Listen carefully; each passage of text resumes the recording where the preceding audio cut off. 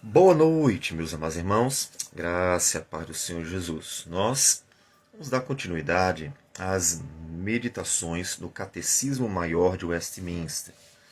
Nós já caminhamos bastante, até já estamos em mais da metade das questões. Hoje veremos a pergunta 112.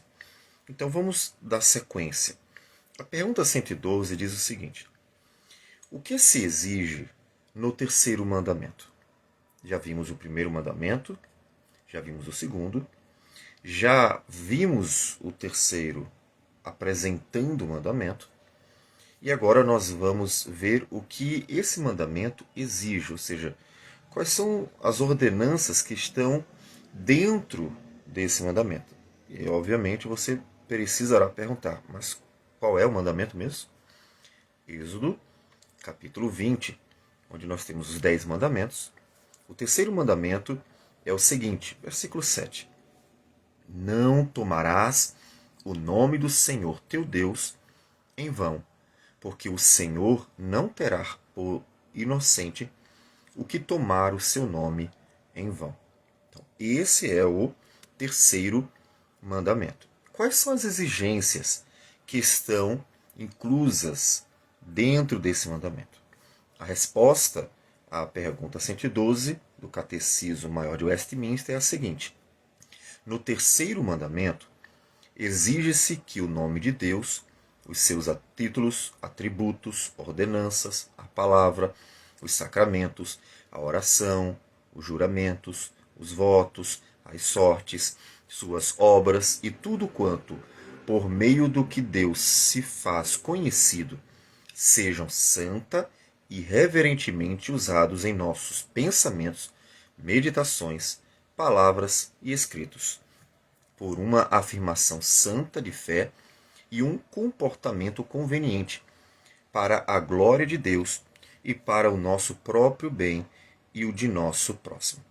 Bem, um outro texto que nós podemos citar antes de destrinchar é a oração dominical, quando no versículo 9 o Senhor Jesus ensina, logo no início da oração, o seguinte: portanto, vós orareis assim: Pai nosso que estás nos céus, santificado seja o teu nome. É interessante nós fazermos menção o fato de que o Senhor Jesus, ele nunca, pelo menos nos evangelhos, não há um só registro, nunca citou o nome de Deus, pensando no tetagrama. Ou seja, nós podemos dizer que hoje Deus não quer mesmo que seja conhecido pelo nome do tetagrama, que não sabemos exatamente a pronúncia, e nem o próprio Senhor Jesus usou. É muito interessante. Isso, de um lado, pode nos apontar a reverência que deveria haver, ou seja, ele conhecia, até porque ele conhecia toda a Escritura, mas ao mesmo tempo ele não usava o nome do Senhor em vão. Como também podemos dizer que foi o propósito de Deus que isso não fosse levado adiante, porque, no final das contas, o nome do Senhor terminou se perdendo em sua pronúncia. Hoje sabemos a escrita, mas não sabemos mais exatamente a pronúncia. Então, o terceiro mandamento, ele nos fala do zelo que devemos ter com as coisas de Deus. Isso é muito importante e hoje em dia, mais do que nunca, temos visto que há uma falha dentro da própria cristandade no zelo para com as coisas de Deus. E vamos então ver cada ponto que é mencionado na resposta do catecismo. Ele diz que o terceiro mandamento exige o zelo, né, o respeito, a reverência, o cuidado, o amor para com o nome de Deus. Então, o nome de Deus, é o que nós já mencionamos, é o tetagrama, que são aquelas 4 letrinhas hebraicas que são uma referência a Deus como o nome dele, foi como ele se apresentou, o nome do Senhor. Na sua Bíblia, em português, de uma forma que nós entendemos ser a correta, nós temos uma indicação dos momentos em que aparece no Antigo Testamento o nome de Deus, usando a palavra Senhor em caixa alta, todas as letras maiúsculas, o S maiúsculo, o E maiúsculo e assim por diante. Quando aparece em caixa alta, ou seja, todas as letras da palavra Senhor em maiúsculo, é porque no hebraico aquele versículo não está dizendo a palavra Senhor como pronome de tratamento. A gente fala no dia a dia, né? Ah, o Senhor poderia me ajudar? Não, não a palavra Senhor como pronome de tratamento. Mas a palavra Senhor, ali no texto original, é o nome de Deus. E foi traduzido por Senhor, que é também usado como pronome de tratamento, só que em caixa alta, para destacar, seguindo as orientações dos escribas, os judeus responsáveis, não só por copiar os textos sagrados, mas também estudar, preservar e assim por diante. E eles orientaram, já que o nome de Deus não deveria ser dito em vão, então eles deveriam escrever, mas não pronunciar. E essa era a orientação. Como não temos de fato uma real noção da pronúncia, ou seja, ninguém sabe exatamente como deve ser pronunciado o nome de Deus, então a orientação termina valendo para a gente. Né? Então, o nome de Deus deve ser tratado com reverência. Não deve ser. Inclusive, é um probleminha que aparece, pelo menos vamos ver isso na língua portuguesa, aqui no Brasil, é que às vezes pessoas são chamadas, né, pela ideia de que seria o nome de Deus. Como não sabemos a pronúncia do nome de Deus, então nem mesmo vamos dizer que seja. Né? Mas uma tentativa de quem colocou o nome seria essa. Então já mostra que a pessoa que colocou o nome, ela não tinha uma real reverência pelo Senhor. Caso contrário, não teria jamais tentado fazer isso. Não dá para dizer que é, porque Jeová, Javé, Yahvé são possibilidades da pronúncia do nome de Deus. Não exatamente a pronúncia do nome de Deus, porque ninguém sabe exatamente qual é. Mas não só o tetragrama. Ele ainda diz que também devemos ter cuidado, zelo com seus títulos. São os títulos. O Altíssimo, por exemplo, é um título de Deus. Todo-Poderoso é um título de Deus. Ou seja, não deveríamos usar em vão os títulos do Senhor. Né? Quando nós fazemos referência a Deus pelo título dele, o Senhor é o nosso Deus Todo-Poderoso. Que façamos com reverência, santo temor. Façamos como alguém que sabe o que isso significa. Olha, o fato de chamar Deus assim e reconhecer o seu título, o título que Deus atribui a si mesmo, não é um título em vão, é o que ele é. Tudo que é mencionado sobre Deus tem a ver com o ser de Deus. É inclusive uma forma de Deus revelar a si mesmo para nós. Então, o título fala de quem ele é. Ele realmente é o Deus Todo-Poderoso. Então, que seja com reverência, por reconhecer que é legítimo, é real, é uma referência ao ser dele, né, que está sendo feito. Mas também os atributos. E os atributos de Deus? Nós temos os atributos comunicáveis e os incomunicáveis. Bom, os comunicáveis nós herdamos, e por isso o nome comunicável. Né? São os atributos como o amor, como a justiça, que nós temos, que nós chamamos também de virtudes. E temos os incomunicáveis, que pertencem só a ele. Por exemplo, ele é onipresente, só ele está em todos os lugares. Ele é onisciente, só ele tem todo o conhecimento. Ele é onipotente, só ele tem todo o poder. E assim, outros mais. Tanto um quanto o outro, uma vez que se refiram a Deus, devem ser tratados também de uma forma legítima. Ou seja, não deveria se brincar com isso. As pessoas estão brincando, muitas vezes, com aquilo que diz respeito a Deus. E não deveria ser assim. Por quê? Porque tudo que nós, como mencionamos agora, tudo que diz respeito a Deus, fala do próprio ser de Deus. Então as pessoas não poderiam brincar. Não poderiam tratar de um jeito qualquer. Mas ainda mais, ele fala das ordenanças, ou seja, os mandamentos de Deus devem ser tratados com reverência. Ele fala da própria palavra, e esse é um cuidado.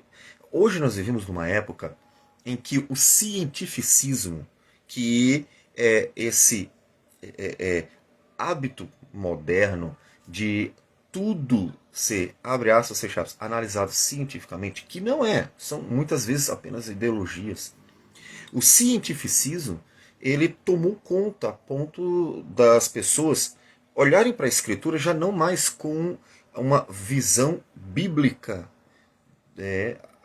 pela fé bíblica, inclusive, mas à luz de um psicólogo, de um psiquiatra, de um advogado, de um médico, de um nutricionista. Aí a pessoa vê, por exemplo, uma ordenança, que é interessante, sobre os alimentos, né, do Antigo Testamento, proibidos, não proibidos, e aí alguém vê numa ótica nutricionista. Olha, tá vendo? Deus ordenou esses alimentos porque são saudáveis. E aqueles não são saudáveis. Não, não é. Se fosse isso, ele não teria liberado depois, né? Então, é óbvio que não. Tinha outras razões para isso, né? Ou uma pessoa que é psicóloga, ou está dentro esse modismo de nossos dias, em que a psicologia e a psiquiatria estão em alta, e vai olhar para Elias e vai ver um cara depressivo. Mas pelo amor de Deus, o cara está sendo perseguido até a morte. Ele simplesmente teve um momento que ele cansou. Qualquer pessoa cansa, que depressão que nada. Deixa disso. Então, ler a palavra de Deus com a reverência. A reverência é correta. Quando Elias entrou na gruta, o Senhor chamou Elias e manifestou a si mesmo. O momento é muito glorioso. Ele não deu apenas uma comidinha, ou mesmo mandou ele só caminhar. Ele disse: come e você vai andar 40 dias. Eu quero ver que médico nesse planeta receitaria para uma pessoa depressiva andar 40 dias e 40 noites com pão e água dentro de sua barriga. Ninguém. Portanto, assim, se analisar o texto pela própria razão, não precisa nem ir muito longe. Só a razão já é suficiente para ver que há questões ali que são singulares, são extraordinárias. O que Deus fez ali com Elias foi conduzir Elias para o monte do Senhor, onde Deus se revelaria. Olha a seriedade. E Deus se manifestou de uma forma extraordinária, depois de Elias ter passado 40 dias sem comer e andando. Uma coisa que ninguém aqui, por favor, ouse fazer, tá? Porque isso foi algo divino. Deus capacitou aquele homem com pão e água a andar 40 dias e 40 noites. É uma coisa extraordinária. Eu diria que nem mesmo Rambo faria. Então, temos que olhar para a Bíblia não com um olhar cientificista, que é muitas vezes a moda do momento. Temos que olhar para a Bíblia com um olhar da própria Bíblia. Observe que Jesus olha o sagrado de uma forma extraordinária. Todas as vezes Jesus tratou o sagrado como sagrado. E então, seguindo na lista daquilo que deve ser tratado com reverência, ele fala da palavra, os sacramentos, a oração, os juramentos, os votos e as obras de Deus. Tudo quanto por meio do que Deus se faz conhecer. Tudo que revela a Deus, tudo que é sagrado, tudo deve ser tratado com reverência. Aqui o objetivo não é tentar fazer parte da vida é sagrada, parte da vida não é sagrada. Não é isso. Tudo pertence a Deus. Mas há certas questões que são diretamente uma manifestação de Deus. Como nós falamos, a própria palavra. Então, por favor, tratem tudo com reverência. Tratem tudo com santo temor. Ou seja, quando você pensar em Deus, e aí ele diz, como deve ser? Santa e reverentemente usados. Esse é um ponto que eu tenho um real, muito, muito grande apreço pelos os símbolos de fé que nós adotamos também na Igreja Reformada da Serra Gaúcha, que são o Catecismo Maior, que nós já estamos vendo agora, o breve também, a Confissão de Fé, nós também adotamos o Diretório de Culto de Westminster. Qual é o apreço? É a reverência que eles têm. Eles não só conseguiram ver a profundidade da aplicação da palavra de Deus, que é belíssimo nós observarmos, e estamos vendo exatamente aqui, uma profundidade da aplicação do terceiro mandamento, que disse, não terás o nome do Senhor teu Deus em vão. Mas eles têm uma reverência em tudo que eles falam. Ou seja, eles tratam Deus como um Deus santíssimo. Apareceram os anjos do Senhor diante de Isaías, santo, santo, santo, santíssimo. E Deus, quando aparece para Moisés, tira a sandália. Quem é que tiraria a sandália para entrar na igreja? Não é uma ordenança, tá? Por favor, então não façam isso. Não é uma ordenança divina. Mas só para ter uma contextualização. Pense assim, é como se todas as vezes que entrássemos na igreja, a igreja não é o Santo dos Santos, tá? A igreja não é o santo lugar, a igreja não é um templo semelhante ao Antigo Testamento. Eu estou só tentando fazer uma analogia para você entender o que aconteceu lá. É como se entrar na igreja tivesse todas as vezes que tirar a sandália e ficar descalço. Então Deus disse assim, na minha presença até a sandália você tire. O que, que ele ensinou a Moisés? Eu sou santíssimo. Eu sou digno de toda reverência, de toda adoração, de todo louvor, de toda glória. E as pessoas passaram a tratar Deus como um paizinho. E a palavra de Deus como um livro de nutrição, de saúde e outras coisas mais. E as coisas de Deus passaram a ser banalizadas, vulgarizadas, tratadas como coisinha. Minha gente, isso é muito sério. A forma como você trata as coisas de Deus mostra qual é a visão que você tem de Deus. E a visão que você tem de Deus mostra que tipo de relação você tem com Ele. Deus foi glorificado pelo seu Filho. Toda a vida de Cristo. Ele foi ressuscitar Lázaro, ele orou para manifestar a glória de Deus no momento da ressurreição. Ele orou ao Senhor e exaltou a Deus, conhecida como a oração sacerdotal de João 17. Então, tudo que Jesus fazia manifestava a glória de Deus. Ele disse, eu glorifiquei enquanto eu estive aqui, vivendo de forma santa e reverente e glorificando o teu nome em tudo. Veja, como eu falei, não confunda com um viver, por exemplo, dentro de um mosteiro. Não é isso, tá? Viver de forma santa não é ter que estar dentro de um mosteiro. Lógico que não. Viver de forma santa é viver uma vida para a glória de Deus, reverenciando ao Senhor em tudo. Jesus comia com os pecadores, bebia com os pecadores, mas jamais aceitaria, em hipótese alguma, que Deus fosse tratado de forma irreverente. Que a palavra de Deus fosse tratada de forma irreverente. E assim por diante. Então, tudo que diz respeito a Deus deve ser tratado em nossos, ele diz, pensamentos, meditações, palavras e escritos, de forma reverente. Tudo. Por quê? Porque ele é santíssimo. O que é interessante é que todo cristão sabe que Deus é santíssimo. Todo cristão sabe. Santo, santo, santo é o Senhor dos exércitos. Toda a terra está cheia da sua glória. O problema é que a nossa geração é uma geração que banaliza as coisas. É uma geração irreverente. Em que as pessoas fazem chacota, piada com tudo. E as pessoas não se importam com nada. Então, por causa dessa característica, aqueles que também sabem que Deus é santíssimo terminam desprezando as coisas de Deus. Então pense em Deus, medite e escreva, leia sua palavra, fale sobre ele, ore de forma reverente. Jamais de forma irreverente. De forma que nós, ele diz, por uma afirmação santa de fé e um comportamento conveniente. Ou seja, não deveríamos brincar com os dons. Se brinca muito por causa do advento do pentecostalismo, e sim, muitas coisas erradas que aparecem nesse meio, aí muita coisa virou piada. Aí você diz assim, mas é que eles realmente se tornam alvo de piada por causa de certas coisas que são absurdas. Verdade. Ao mesmo tempo em que eles terminaram trazendo ou alimentando essa cultura da profanação do sagrado.